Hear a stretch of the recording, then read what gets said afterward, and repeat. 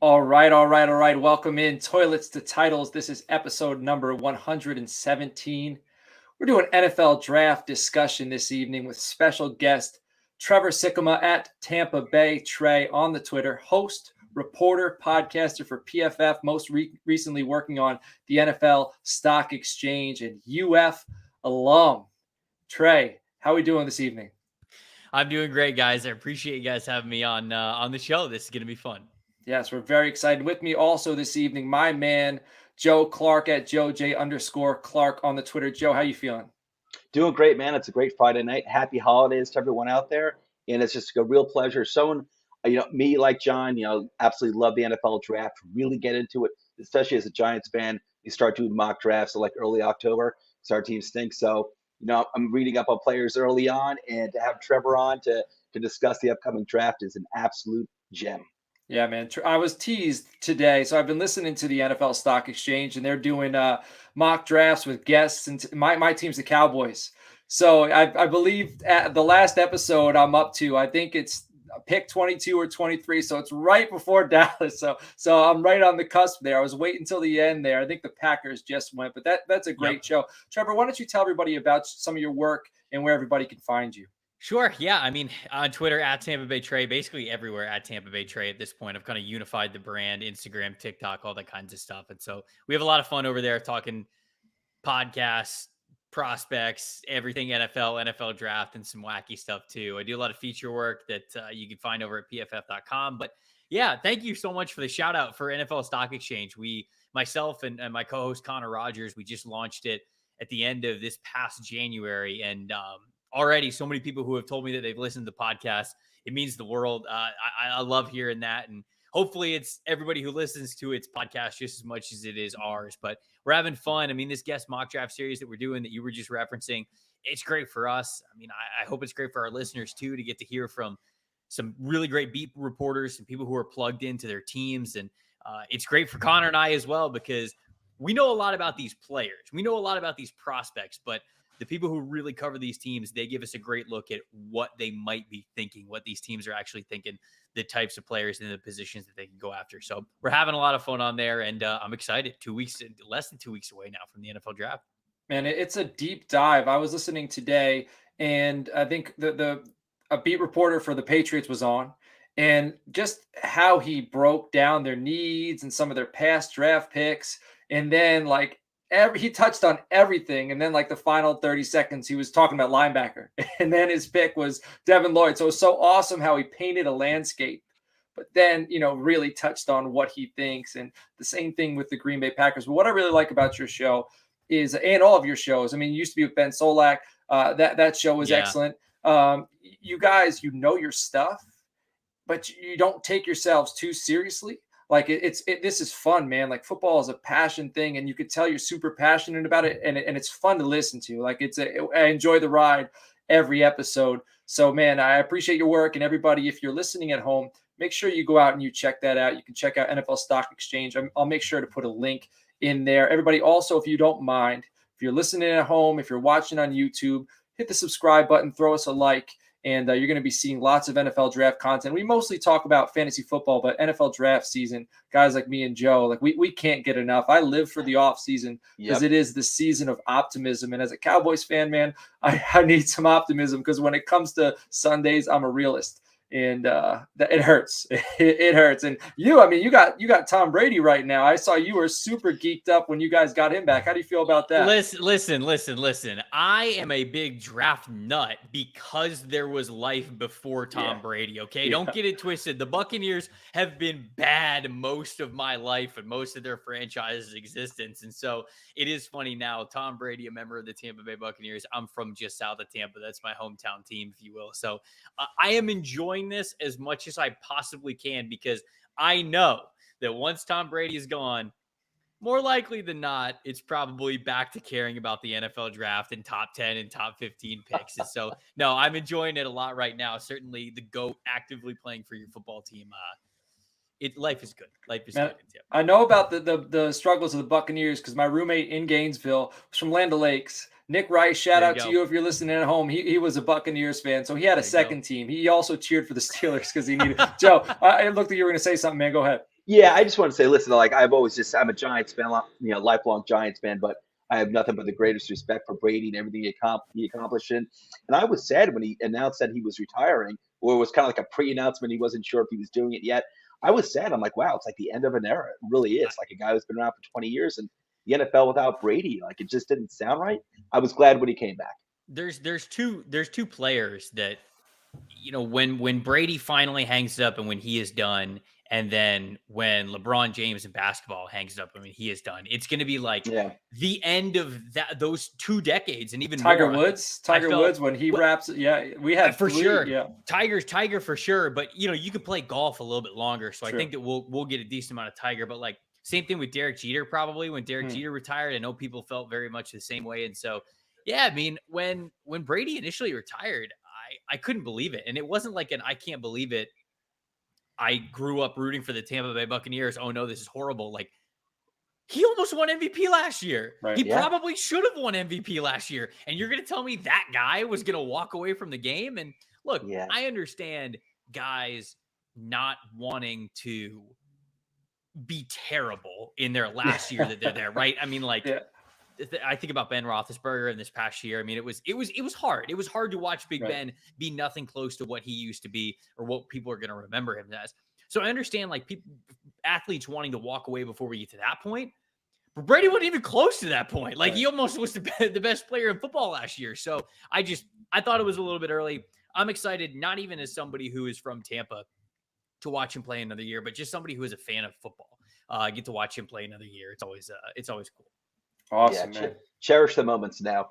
Yeah. All right. So I do want to ask before we get into this year's class, who are your favorite players that you've scouted, like since you've begun, scouting prospects?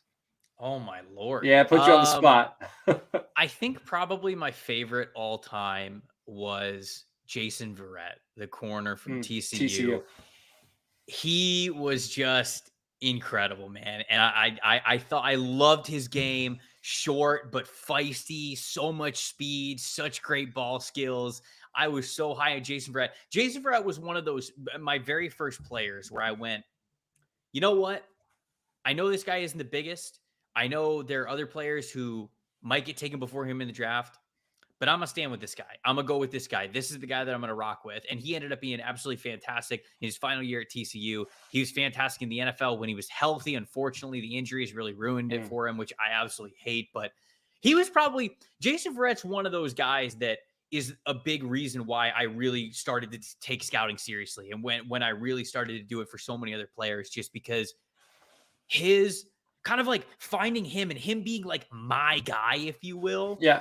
fueled me to be like, okay, well, what other guys might I have an affinity for in certain draft classes that might not be getting as much love? So I think that, I think to another secondary player, I mean, Malik Hooker is somebody who I also loved, who I felt like I was pounding the table for, who again, if he stayed healthy, I felt like Malik Hooker would have been the best, one of the best in the NFL. Maybe I should actually stop having my guys now that I'm mentioning two of them and they got hurt and their careers got ruined by injury. It happens, man. It's Maybe I should stop doing superstitious. that. But yeah, I don't. Those are just a couple off the top of my head. That Jarvis Landry was another one who I think a lot of people in that draft class loved. A lot of other receivers, and I'm like, look, Landry's my guy. And then he tested terribly at the combine, and I was like, I don't care. I've seen the tape. I love the hands. I love how savvy he is a wide receiver, and he's ended up to be a pretty good wide receiver, even though some people like to take him down a couple of pegs. I think he's had a better career than most people predicted for Landry. So I don't know. Those are a couple of guys off the top of my head that I remember as my guys that I've really loved throughout the years. Landry reminds me a lot of Hines Ward with better hands. Like he's tough. Like he's a great team player, great locker room guy. Like he'll knock the snot out of you, and I love that type of football. I coach wide receivers, so blocking first, man, because everyone can run and catch now. You need guys who are willing to do the dirty work, and he's willing to do that. All right. So, what is your kind of, in a nutshell, your process for scouting? These prospects year in and year out. Man, it varies, a lot between positions, how you're looking at different guys, but certainly you want to look at what they can do first. That's what scouting is all about. Tell me where they win. And when you start to understand, okay, where this guy wins, if you continue to rack up the scouting notes, like, okay, he wins with speed. Okay, he wins with length. Okay, he wins with finesse. He wins with power. Then all of a sudden, if the pros list, if you will, for these guys is numerous, you got yourself a good ball player. But I think that scouting always has to start with, where do they win? What are they good at? Tell me this guy's strengths. As you do that, you will naturally find yourself saying, okay, well, where might his deficiencies be? And then you can weigh it. Okay, are his pros, is where he wins at the next level going to outweigh maybe some of the concerns that you have? Or is one of them teachable? Is one of them not? Is one of them more of a trait? Is one of them not? So I think that identifying where a guy wins is always the most important. I love getting to know as much as I can about these players because I have a philosophy, and unfortunately on this side of things, so not on the team side, I don't get to enact on this as much as I wish that I could, but you are drafting people as much as you are players. That is what franchise building is all about. You are drafting people as much as you are players, and who these guys are as people. And I'm not even talking about, like, when I say people, I mean like off the field stuff or like charitable organizations or things like that. Like I'm talking about like who they are as people with work ethic as well, with determination, with wanting to be the best. Because you can look at a guy and you could say, this guy's got all the potential in the world. He hasn't hit it yet. He's raw. He doesn't exactly know what he's doing, but he's got so much potential. Well, if the person underneath the helmet isn't somebody who wants to work hard, that didn't mean anything. That doesn't mean anything to you. So I think my scouting process, and it's so different position to position, the things that matter, the things that don't, once you get into the details of things. But I think at the very start, I want to, when I watch a guy, I'll watch a couple of games of him, and I'll write down in my notes, I will just write down everywhere where I think he wins. What stands out to me? What did he do well? And from there, I think we go beyond that and we get into the draft process and we get to know a little bit more about who these guys are and if they've got a lot of potential, how likely we think it is that they hit that. But that's kind of just an overall view. You can get a lot more into the details with each position, but ultimately that's how I start scouting. I want to know where a guy wins. Is it going to be impactful in the NFL? How valuable is it of a trait of where they're winning? And then how we balance out the scouting report from there. Joe, go ahead. Yeah, Trevor, I assume quarterback is the hardest, but I'm curious if I'm wrong, assuming I'm right. If quarterback is the hardest, what is the second most difficult position group to scout and try to translate that talent skill to the NFL? Whether I don't know if it's position group or if it's just going by like the level of the school, like D1, D2, D3. Anything you can say there in terms of like the most difficult people to project to the NFL, at least by position group? Quarterback is, of course, the hardest because there's so much mentally that goes into it, right? A lot of the scouting process, the reason why we have things like the combine are because you want to measure how a guy is athletically. You want to see his body type. You want to see what he can do with it. And for every other position, I'm not saying that like processing and football IQ and those things don't matter. They certainly do. Don't mean to say that at all. But for quarterback, it's paramount. It is so much of what you do. You cannot survive. You cannot even fake it till you make it, if you will, if you don't have things between the ears, if you can't figure it out. So I think the quarterback is definitely the hardest to figure out. Another one that's got, I'm trying to think of what would have the lowest hit rate. I think trench play, the answer probably has to be some sort of trench player, either an offensive tackle or an edge rusher. And there are a lot of guys that hit in those because there's a lot of examples of them. But to go from college football to the NFL in the trenches, I mean, that's grown-ass football when you get to the pros. And it's just some guys don't always get that. Like, for example, you look at Andre Dillard, right? When he was coming out, Andre Dillard comes from a Pac-12 school. You love what he shows athletically, moves super well, finesse offensive lineman, good in pass protection, plays for a pass-heavy offense. You love his movements and things like that. He gets drafted by the Eagles in the first round. Dude's just been overwhelmed. I mean, all due respect to Andre Dillard, but like he can't hang, right? He's getting replaced by Jordan Mailata. He's not even close to what Lane Johnson was, and this guy was the first-round pick. And the physicality, you just never know how guys are totally going to respond. Some of them hit that fight or flight and they fight and they make it. Other guys, it's the fight or flight and they're overwhelmed. They don't know what to do. So I would say that, you can look at all kinds of things. You could look at technique. You could look at athletic ability, whether when it's pass rushing or offensive tackle work. And, there's some of the best out there who are great at grading offensive linemen and grading edge rushers and things like that. And you try to hone in on people who know these positions really, really well. And it kind of ups the hit rate, if you will, of how guys might be able to take jump into the next level. But it's just a kind of a different game, man. It's just a different game. You've got bigger, faster, stronger all across the board. But when you put that in the trenches, sometimes even the guys who you thought were going to be really great offensive tackles or really great edge rushers, they can't hang. They can't make it. Yeah, what we've seen with Dillard, like your comments on Dillard, kind of reminds me of concerns with Charles Cross coming out right now in this year's draft. With air raid, offensive tackle, and I heard you in a recent interview, and I agreed with what you said. Like, I think he's actually going to wind up being an excellent, pass protector. I think he's going to do fine. But there could be some time to adjust, like there is. Let's stay on edge. All right, here is the pressing question the world wants to know. Yes, higher ceiling, Kayvon Thibodeaux or Walker? Who's going to be that dude? We're sticking with edge. You plant your flag here. You let us know. Who's that guy? Okay, hold on. These are two different questions now. You said higher ceiling. That's a different question. Who's going to be that dude? Who's going to be that dude?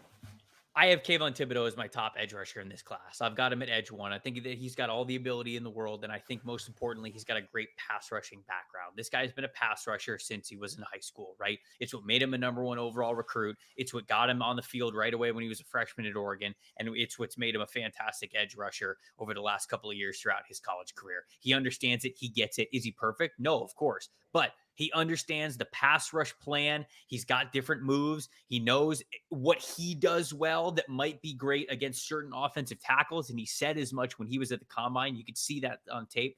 Is he the greatest athlete? Does he have the greatest bend? No, he doesn't. But he's got really great traits and really great skills. Just because somebody's not this elite alien doesn't mean they're not going to succeed in the NFL. And I think people are getting overblown with that a little bit with Kayvon Thibodeaux. Trayvon Walker is an alien. We've never seen anything like him before. 6'5", 272 pounds, 4.51, 40-yard dash, 36-inch vert, 123-inch broad, sub-7 3-cone. It's just unthinkable, man. Right. It's just unbelievable how athletic this dude is. But he's never been a pass rusher. He's never been a pass rusher. He wasn't a pass rusher at Georgia throughout all 3 years, including this past year when he was much more of a run defender. So when you get him in the NFL, there is such a projection to what Trayvon Walker is right now, and even where Kayvon Thibodeaux is right now. I'm not even talking about what they could be ceiling-wise in the pros. Trayvon Walker is so much further away than where Kayvon Thibodeaux is. And I'll be honest with you guys, I have Trayvon Walker as edge 6 in this class. I have Kayvon Thibodeaux as edge 1. I have Aiden Hutchinson edge 2. I got George Karlaftis edge 3. I got Jermaine Johnson 4. I had Ojabo at 5, but the Achilles injury kind of worries me a little bit. So I think probably Trayvon Walker would be bumped up to edge 5 there. But I gave him an early round 2 grade on film. I figured the athleticism was going to bump him up to the back of the first round. But man, this top 10, top 5, and number 1 overall pick talk with Trayvon Walker, it's rich. I think the NFL is trending towards it, and so we got to talk about it like that. But to answer your question, I'd be taking Kayvon Thibodeaux. How far do you have Sam Williams from Walker in your edge rankings? No, I like Sam Williams, and this is another dude who like athletic edge rusher, but I would still take what I saw from Trayvon Walker over Sam Williams. So there's a handful of guys, like I'd have Drake Jackson, I'd have Arnold Ibikade, I'd have Boye Mafe, I'd have all those guys in between that gap between a Sam Williams and a Trayvon Walker. But Williams is very interesting. I think that he gives you a certain skill set of an athletic edge rusher that I think teams are definitely going to like for sure. Go ahead, Joe. Oh, no, it's just adjusting my cap. Oh, all right, good. All right, let's stay again on the defensive side of the ball. I got a few questions. So I think, with Stingley at LSU, everyone says if he would have came out his freshman year, he could have been the top player selected. It's been a fall from grace for that program and for him, right? Over the past few years. Sauce Gardner, he's got the swag, he's got the tape, he's got the production. Who's going to be that dude out of those two guys? I've got Stingley as my cornerback 1 in this draft. I'm loving it. I'm loving it so far. I'm sorry to interrupt, but because we've seen. I feel like almost people got bored of Thibodeaux and Correct. Stingley, and they're throwing these guys in front of them. And I like that you're sticking to your guns, man. I do. So go on. No, It I have happens to. every draft. Yeah. It does. It does. No doubt about it. And with Stingley, I think you got to look at the whole picture. You look at that 2019 season, and this is a true freshman, guys, who not only finds his way to contribute on that LSU team, but he starts. Not only does he start, he's good. Not only is he good, he's the best player on the field. He was the best defensive player on that national championship winning defense where so many guys got drafted from it. He was the best. Stingley was the best out of the bunch. If he could have left after that year, you said it. He probably wouldn't have been number 1 overall because Joe Burrow was in that class and Joe Burrow would have got number 1 overall. But he would have been a top 5 pick.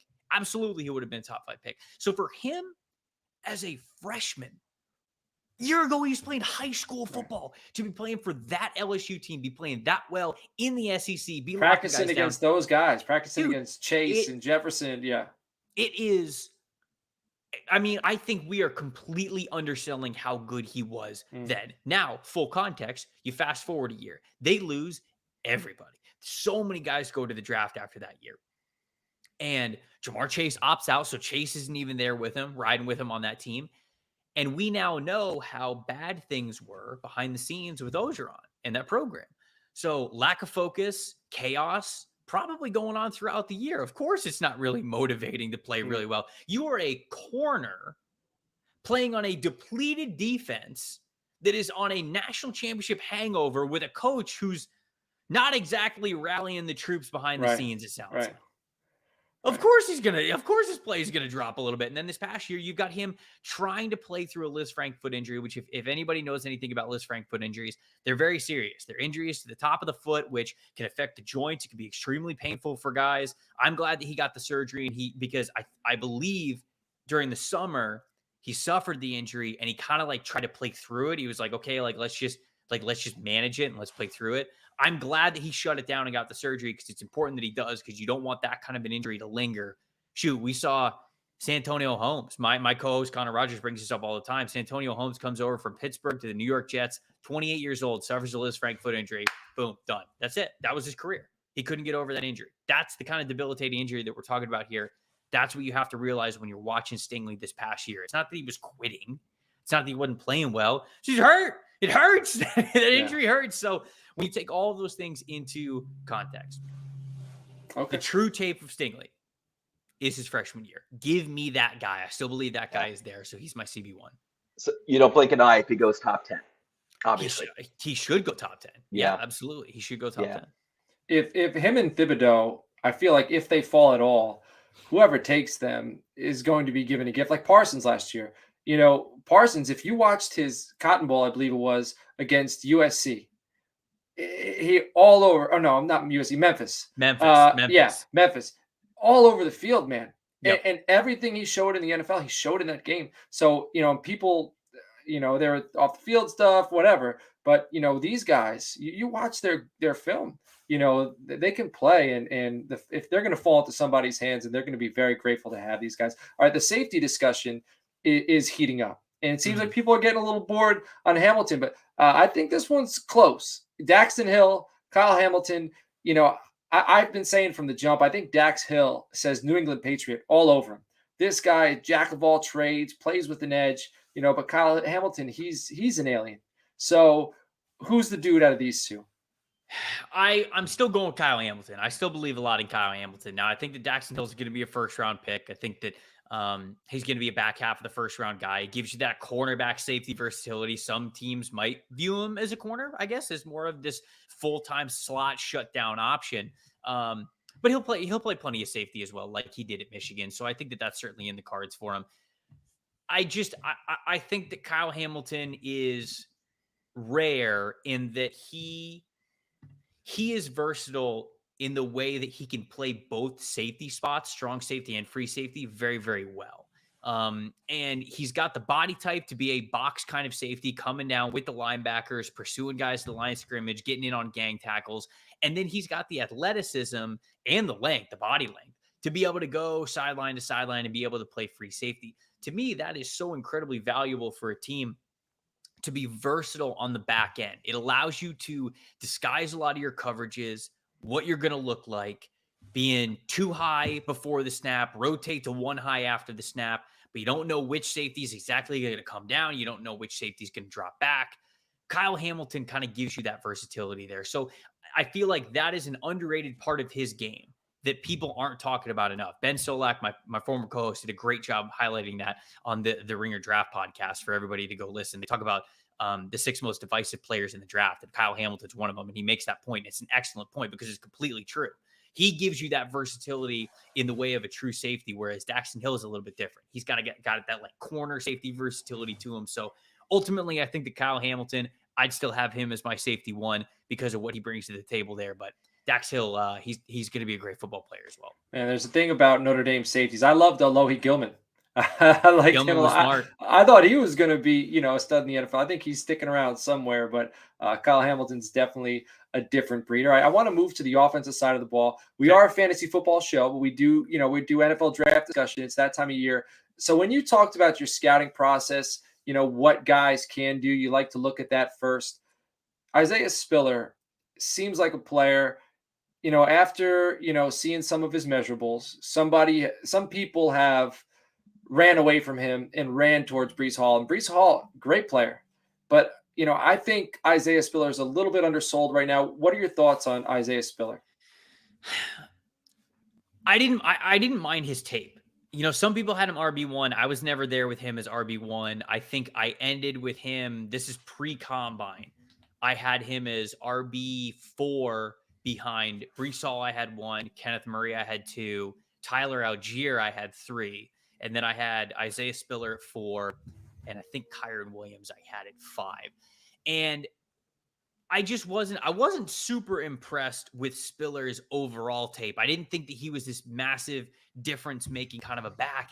And then he goes to the combine, 30-inch vertical jump, 114-inch broad jump. That's the 7th and the 22nd percentile. I mean, he really disappointed athletically. Now, I think he's got decent burst. I really do. I think that he can be shot out of a cannon. I think he can be a one-cut back, but I've never been super impressed with Isaiah Spiller. And this isn't my favorite running back class in the world either. So for him to be down at RB4 with a guy like Kyron Williams right behind a guy like Tyler Algier, I think that kind of speaks to what I think of the class overall. And really, I think that Breece Hall and Kenneth Walker are the 2 guys that you definitely want up at the top.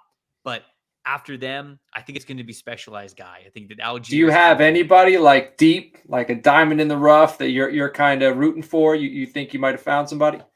I mean, so I like James Cook as a 3rd down back. I love Dameon Pierce as kind of this like bruiser back. I think Kyron Williams is fantastic in pass protection and pass catching. He's just not super fast. Pierre Strong, I think, could be a really nice scat back for you, change of pace if you've got a heavier back on early downs. Tyler Beatty is the one guy that when you say, do I have like this gem kind of a player, he might be the guy that I point to say, he might have the potential to be a 3-down back in the NFL. I don't think he's going to get drafted in the first 2 rounds. Shoot, I don't even think he's going to get drafted in the first 3 rounds. He might be an early day 3 kind of a guy, but I liked him a decent amount going into this year as just a receiving back because that's all he was at Missouri before this season. He was just a fast home run hitting receiving back. And then they started really giving him a carry load, and he had 3 200-yard games, which hadn't been done since Jonathan Taylor in 2019. And it's like, okay, this guy knows what he's doing when he gets the ball in his hands and if you give him some volume there. So to answer that question, I think Tyler Beatty would probably be my guy to keep a lookout for. Awesome. All right, I got about 2 more questions for you. I want to get into the wide receivers. Sure. I heard on episode 34, Christian Watson, you guys were talking about him. I think you guys described him as fun. He's a fun player. Is there a chance he could be more than that? Is there a chance? What do you think about Christian Watson? And then maybe get into what you think of the wide receiver class. Who's your top dogs, and let's go from there.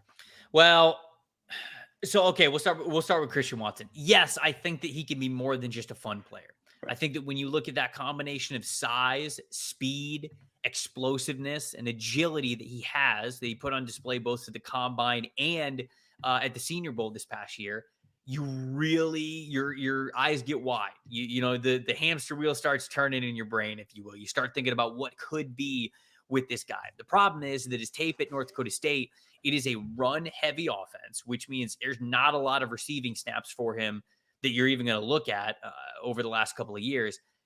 He's great at blocking because he's got a lot of experience at blocking, but the ball skills and the tracking when you get to those deep throws, it's a little sketchy for him. He just doesn't, he certainly does not have it yet. And I don't know if he doesn't have it yet just because he hasn't gotten a ton of use from coming from North Dakota State's offense, or if it's something that he's just really always going to struggle with. But there's a lot to like about Christian Watson, but I'm worried about a Denzel Mims kind of path with him here. Mike Renner brought this up when we were doing a show the other day where he mentioned Mims was kind of the same way. Mims was this tall, explosive, great athlete that everybody was like, this guy's the man.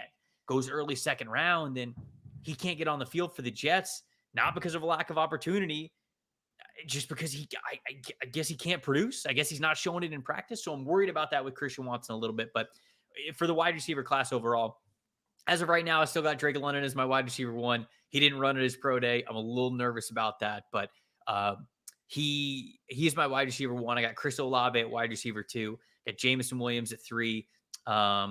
George Pickens at 4, Garrett Wilson at 5. And so then I got Treylon Burks at number 6. So that's my wide receiver rankings.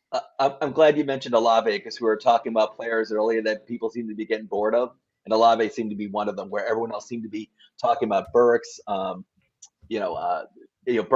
every other receiver, Christian Watson, Jahan Dotson, but really not hearing like Olave out there, almost like he was forgotten.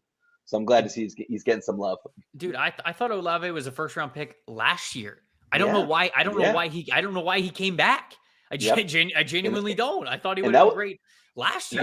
That was a great wide receiver class last year too. I'd say even more top heavy than this one in my opinion. But Olave was definitely first round value last year too. Yeah, I mean he wasn't going to go ahead of guys like Waddle or Chase or Devontae Smith last year, but he was going to go at the back end of the first round. Now I think he'll probably go more middle of the first round. Could be the second wide receiver taken, second or third. Mm-hmm. So I suppose that coming back did certainly help him in draft position a little bit. But I was surprised that he didn't go last year because he was so good. Yeah. What do you think about Danny Gray? He's a guy I like. A little later on, SMU, I see a little bit of Deontay Johnson. My buddy Shane Hallam, I respect a lot. He said the same thing, so it makes me feel good when two people are saying the same thing. So what are your thoughts on Danny Gray? So I have not watched Danny Gray yet. Okay. Danny Gray was high on Mike Renner's final big board rankings, and when I was looking at it for him, I was like, Danny Gray, you got him this high? And he was like, yes, have you watched him? I was like, no, I haven't watched him yet. So I'm going to have to trust you guys on this one until I get to watch him. Hopefully these next 2 weeks for me are finalizing the guys that I've watched so much of that are going to be at the top of the rankings. And now it's honestly just watching a little bit of everybody that I can before draft weekend so I can know as much as I can about these guys. So I promise I will get him on the list, but I have not seen enough of him yet. Awesome. Yeah, put him on there, man. The kid can play. The kid can move. Okay. He's explosive. Right. I see a lot of Deontay Johnson in there. And he's going to be like probably a third round guy, and somebody's going to get very lucky to have him. All right, and I do know I want to finish with quarterbacks. I don't want to get too much into the quarterbacks because I know we could talk all day about them, but we have a few guys at Toilets and Titles very high on Desmond Ridder. I know Joe was asking if you believe he's a first-round talent, but Nate, who's in the chat, he's a co-host of mine, he thinks he's going to be the best quarterback after 3 years. So what are your thoughts on Desmond Ridder? And then you can briefly touch on the quarterback class. I got Desmond Ridder as QB1. He's my top quarterback. Really? Wow. Yeah, he's my top quarterback in this class. I mean, when you look at him versus his competition here, it's hard not to pick Ridder. Now, early on in the process, I was a critic of Ridder because there were accuracy issues specifically that I thought stemmed from touch and feel on passes that really worried me, because accuracy you can teach. Repetition and throwing motion and mechanics, footwork, all those things, those can improve accuracy, right? All those things can improve accuracy and ball placement. But when you hike the ball and your left tackle gets beat by an inside move and you're rolling to your right and there's somebody who's hitting a deep crosser and you got to float that thing before you get sacked and you've got to put it right in the breadbasket, that's touch. That you cannot teach. That is often dudes have it or they don't. They know how to control that football or they don't. And there were a couple of times where Desmond Ridder would show those things and it worried me a little bit. But still, when I weigh him against the rest of this class, the footwork is great. How he consistently fires off of his legs, using his legs for power. The throwing motion, the release, the long arm, everything, all of that is very clean. How he manages a pocket is so much better than every other quarterback in this class, easily. And then he actually runs an offense where he gets to go through progressions. It's a vertical offense that gets to go through progressions. He's got quick stuff. He's got intermediate stuff. He's got deep stuff that we've got on tape that we've seen from him. He's got the highest floor to any of these prospects, no doubt about it. If you need one to start, no doubt. Yeah. Oh, yeah. Highest Love floor. it. No doubt about it. Highest floor. No doubt about it. If you need a quarterback to start for you in week 1, it's Desmond Ridder. It's not even close. So that's kind of what I think on Ridder. Love it. Joe, you got anything to say about Ridder? I'm just excited to hear it because I mean, listen, I don't think it's a great quarterback class. I think, anyone will pretty much say that.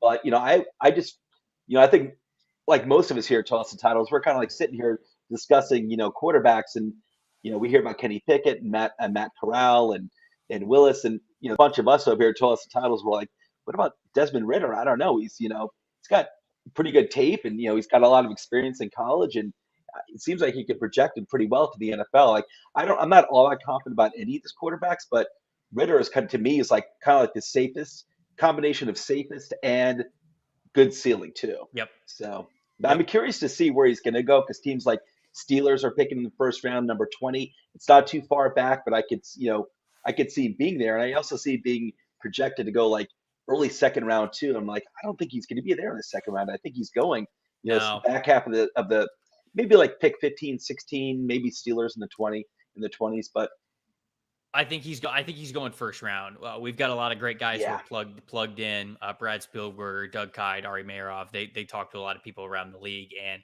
it's close to a consensus that Desmond Ridder is probably going to be a first round quarterback. So I think that's the way that it's trending right now. He should be right. I think we're going to be surprised. Well, at least I would be. I think a quarterback's going to go number 2 overall. I don't know if it's going to be the Lions, but I think somebody's going to get anxious. I don't know. Yeah. It could be the Lions. Houston. I think a quarterback goes to 2 this year. I just feel like the buzz is, and I don't know. There's a lot of smoke out there, and people are desperate. It's a quarterback like driven league. There's a lot of like GMs. They don't get time no more. Like they don't get to just sit back and wait. Like they need to win now. Like the Panthers, with that coach, like they got to win now. And if they hear that somebody's coming up for the guy they want, they can move up. And it'd be interesting to see. It's 2 weeks away. We're gonna find out very soon. I know. I'm very excited about it. Yeah, I'm sure you are, man. When you rattled off, I think it was someone's measurables earlier in the show. I think it was Walker. I'm not sure. You were like 40 time, 3-cone, vertical, blah blah blah. Man, I could tell you were gassed up, and you got your head completely in this thing, man. So I respect what you do. I appreciate you coming on and giving us your time. Again, go check out Trevor at Tampa Bay Trey on the Twitter. He said it's all over social media, so Instagram, whatever you want, if you're into that sort of thing. Again, check out NFL Stock Exchange. He's over at PFF. He's going to be releasing work out there. And Trevor, thank you for coming on. Joe, I appreciate you coming on, and everybody, I appreciate you for listening. I hope all of your NFL draft dreams come true, and let's all have a happy and healthy holiday coming up this weekend. Thanks, everybody. Catch you all later. Thanks, Trevor.